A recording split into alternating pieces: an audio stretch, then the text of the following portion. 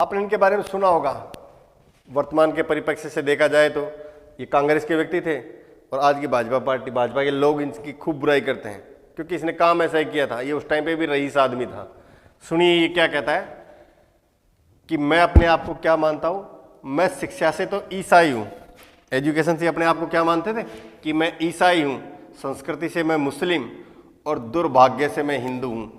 अब बता दीजिए आप, इनकी औलाद हुई पंडित जवाहरलाल नेहरू की लड़की थी इंदिरा गांधी, इंदिरा गांधी की औलाद थी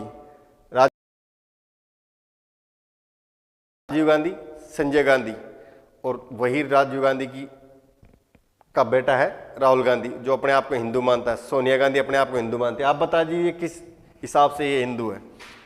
जवाहरलाल नेहरू का ये खुद का कथन है, इसने कहा था कि मैं शिक्षा से तो ईसाई हूँ, संस्कृति से मैं मुस्लिम और दुर्भाग्य से मैं हिंदू हूँ। ये अपने आप को हिंदू मानता ही नहीं था। आगे सुनिए, पंडित जवाहरलाल नेहरू बड़े गर्व के साथ कहा करते थे, ये कहता था अपने आप के लिए कि मुसलमानों का तो क्या होना चाहिए, भोजन, और हिंदुओं की रसोई में पका होना चाहिए।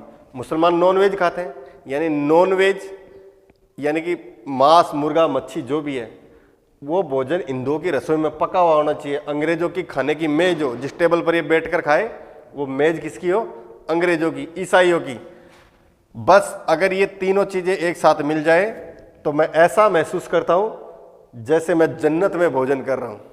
ऐसे ऐसे नालायक प्रधानमंत्री हुए भारत में। अब आप समझ लीजिए कि देश के हालात क्या रहे होंगे। मतलब इसको सब चीजें वीआईपी चाहिए। कितनी बुरी बात कही होगी इसने, और फिर भी ये लोग देश के प्रधानमंत्री बन के बैठे थे।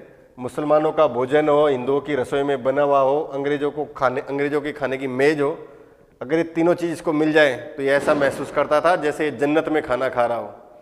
मरते टाइम नेहरू जी के शरीर में इतने कीड़े पड़ गए थे कि जिस डॉक्टर ने इनका इलाज किया था उसने वर्णन किया था कि इनके शरीर से काफी लंबी लंबी लटें पड़ गई थी मरते वक्त।